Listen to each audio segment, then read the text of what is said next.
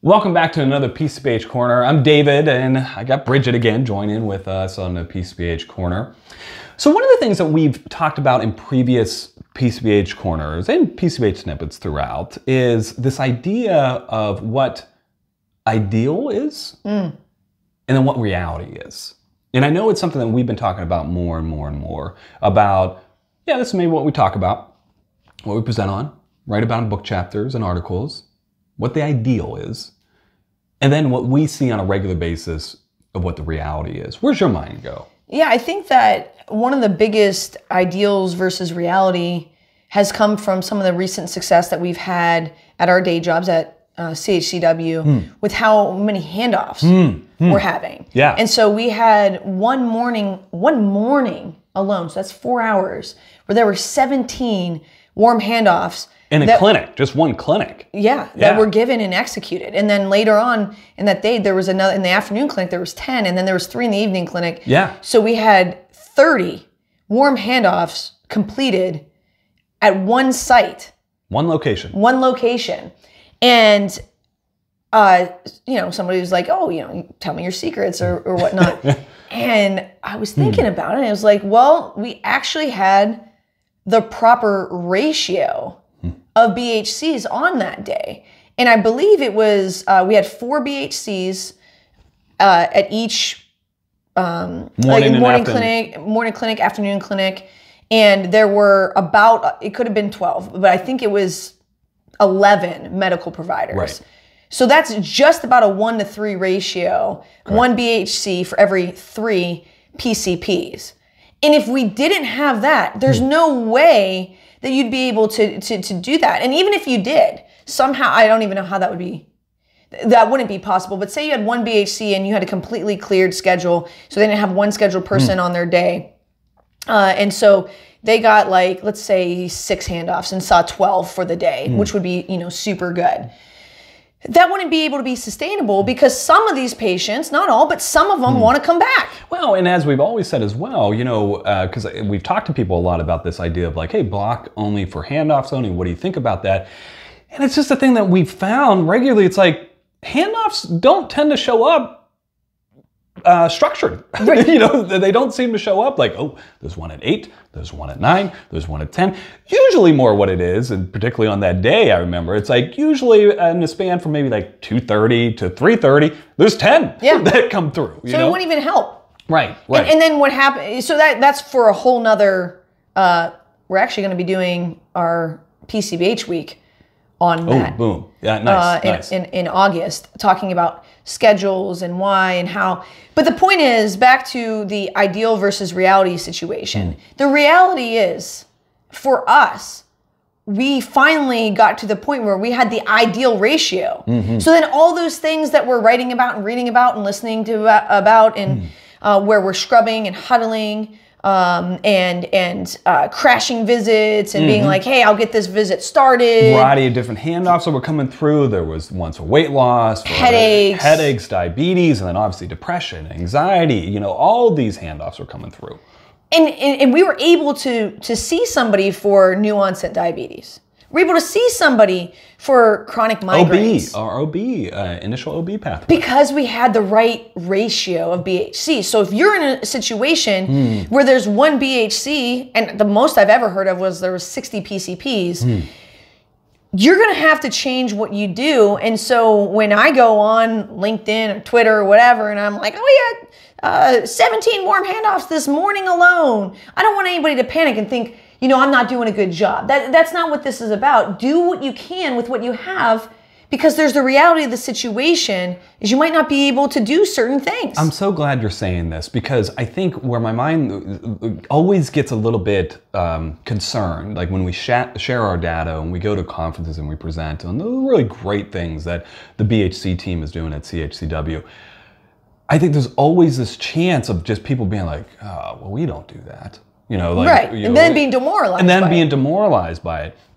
This is almost a way of promoting some kindness and some compassion for it. Now, as you've said before, that doesn't mean, though, that if the reality doesn't allow us maybe to do this in a way that maybe we talk about in the books and stuff, and we need to adjust and we need to make things, it doesn't mean that we stop striving to do gather. It doesn't mean that we stop striving to do these PCBH things, but just having that awareness that this is going to probably be tough. This might not look like something like, again, when we have a ratio of 3-to-1 PCPs, where you might have another one that's like 10-to-1, 20-to-1, 60-to-1. Yeah.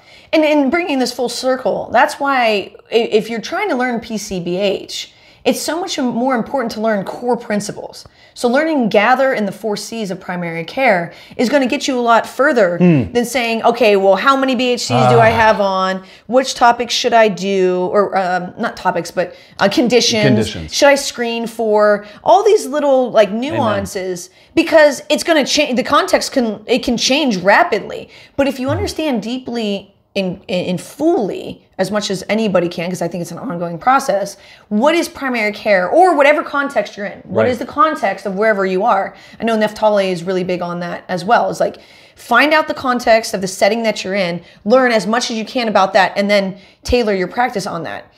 So if you're talking specifically about primary care, trying to be a generalist and being accessible, being team-oriented, high productivity, being an educator, having things be routine, understanding the 4 C's of primary care, in which it's the first contact, it's the place that there's coordination, there's comprehensive care, and there's continuity of care. Amen. Understanding that, and then looking at your context and looking at you and your team, then you can ask yourself, what is actually feasible given this? Now, I do want to say, as you were saying before, that we don't want to just say, well, because I can't do this and I can't do anything. Right. And I'll hear that a lot. Well, we can't really adhere to the PCBH model, so we're going to just go do something different. Exactly. And I'm like, well, inherent in the PCBH model is flexibility. Is copious flexibility. I mean, that's the whole point of it. That's the whole point of it. Yeah, it's like you have these core principles and then you engineer things. Amen. Amen.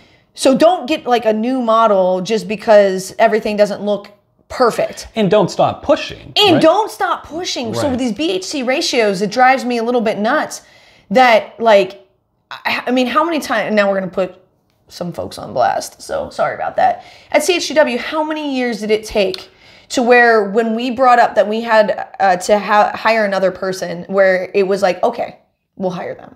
Well, without a fight. How long did that almost take? A decade that it almost took for that to actually be the true. Conversation. And so my mind goes now kind of thinking beyond this too, because at CHCW, we do now have, we're very grateful and very fortunate to have a ratio across all CHCW, basically about 3-to-1, almost a little bit less than 3-to-1. All of our clinics are having that ratio. Is that the ideal ratio? I don't know. I don't know. That's some days. Incorrect. I'm like, I don't think we're going to be able to get all these. Because it's going to continue to evolve. And what we always talk about, right? And this is a big thing, and I think we did a snippet or a corner about this, about when handoffs are completed, when handoffs are not missed, they exponentially grow.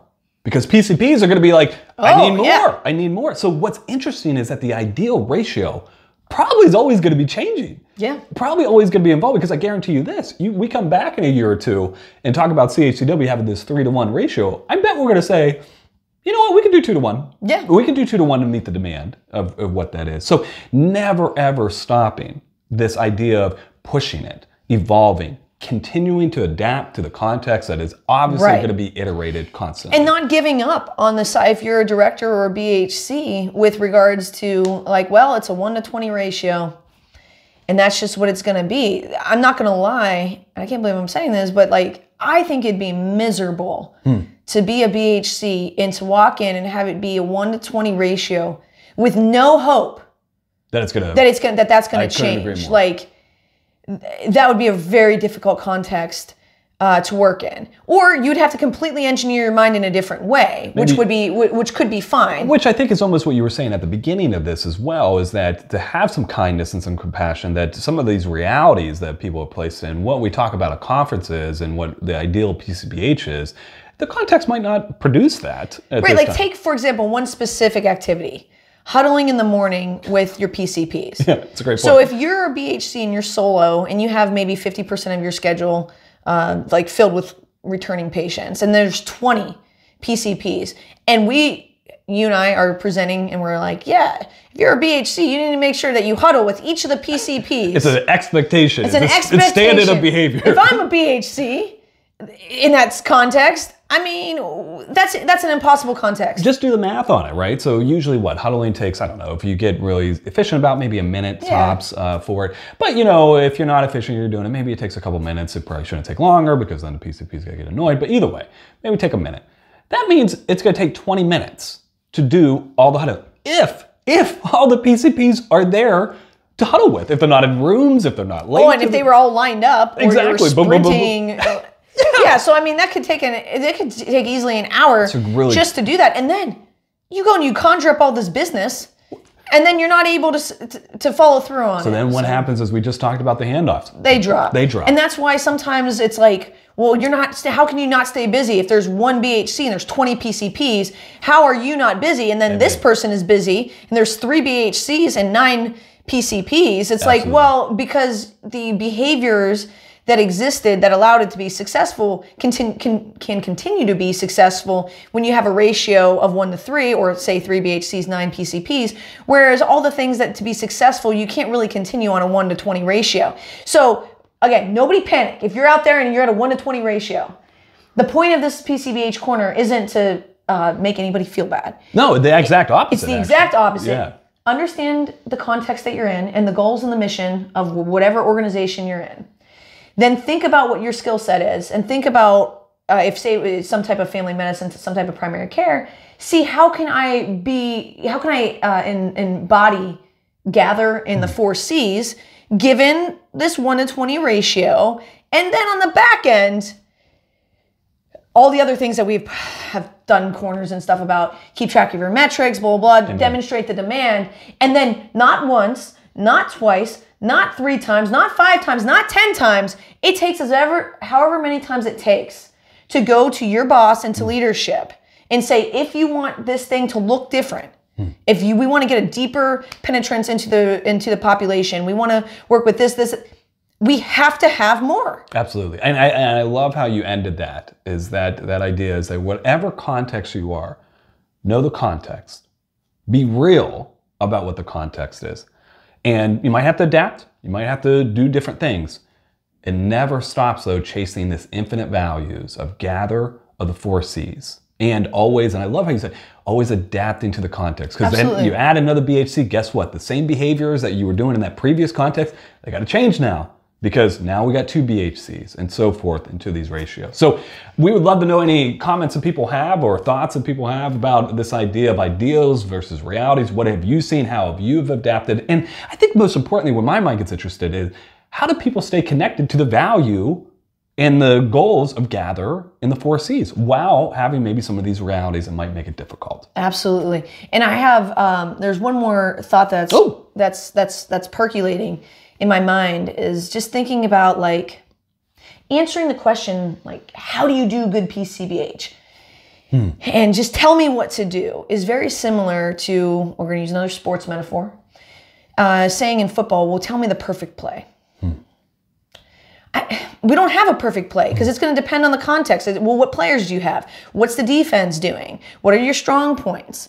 Or in chess, like, tell me the most perfect move. That's a great one. It's going to depend a lot on what the abilities of your opponent are and what moves you have. You know, and this is where complexity science comes in. So, can I make a quick thing? Yeah. So Magnus Carlsen, if people are chess fans, he's the number 1 chess player in the world. And I remember watching an interview with him, and they asked him about a specific kind of framework for playing chess. Okay. And it was very algorithmic. Like, you do this, you try to keep your pieces in this. And he said to him, I've never heard of that, nor would I ever want to play chess that way, using that. Oh. Because his whole idea was, I just got chills. I want to make sure that I am adapting my next move based on what happened, not a preset rule about you do this, then that, and this, then that, and keep your pieces in this line. It's like, that just doesn't make sense to me.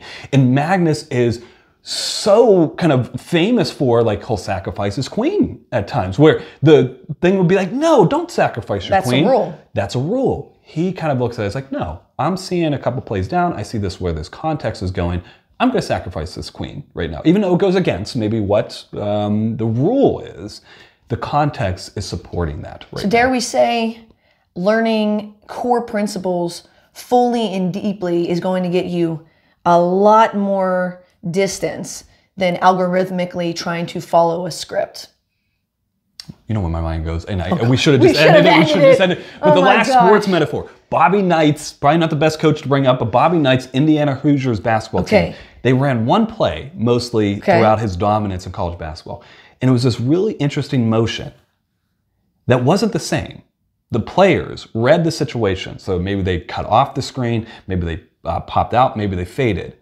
But Knight didn't tell them what to do every time. They read it. They had to have the... Well, that actually is a very perfect metaphor because they probably had to learn, well, when is a good idea? When do I cut? When do I pop out? When do I set a screen away? And they learn those core principles fully, and deeply. Absolutely. So that when they're playing, they're able to read it based on context. So we will stop there. We're out. We gave too many. We didn't do the George Costanza. Yeah, we completely. That was a good one though. I like it. Obviously, put comments in, email us, keep in touch. But I really like that one. Yeah. Cool.